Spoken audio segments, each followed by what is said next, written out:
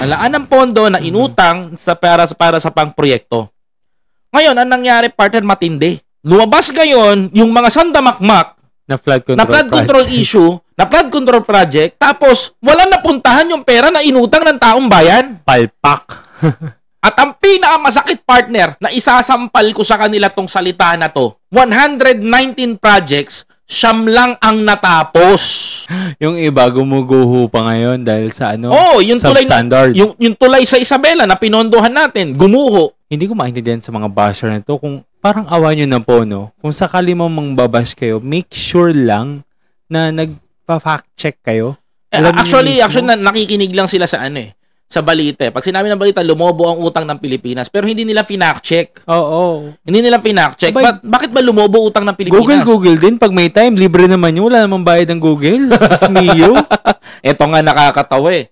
Pinaglalaban nila yan. Pinagpipilitan nila yan, partner. Napakalinaw po na yes, malaki ang utang ng Pilipinas sa World Bank. Pero hindi po to dahil kay PBBM lang.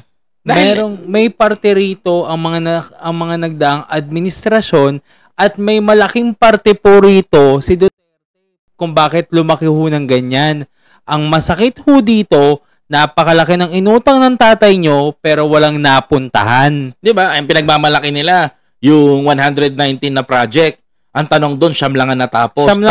Tapos pinagmamalaki pa nila na produkto daw ng build itong Skyway.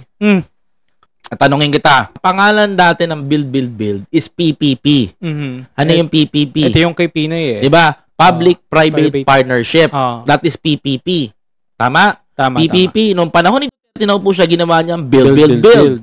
No, pinagmamalaki nila ngayon, tong Skyway, produkto daw to ng administrasyon ni Duterte. Pero ang totoo niyan, produkto yan ng administrasyon ni Pinoy. PPP pa yan. That is Private-Public Partnership.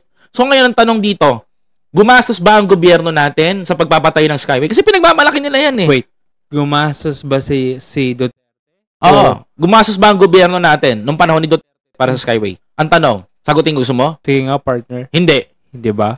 Tahasan ko sasabihin to, hindi gumastos. Bakit? Kaya nga, alam mo kung bakit, partner? PPP yan eh. Oo. Ginawang build. Private-public partnership. So, sino gagastos? Private kumpanya. Private company. Private company ang magpapatayo, tapos public ang makikinabang. Publiko ang makikinabang. Ang tanong dito, sino namamahala sa Skyway ngayon pag dumadaan tayo? Anong nakalagay? Nakalagay ba government? Hindi. Di ba? San Miguel Corporation. San Miguel Corporation. Actually, nakalagay San Miguel Builders. Oo. Di ba?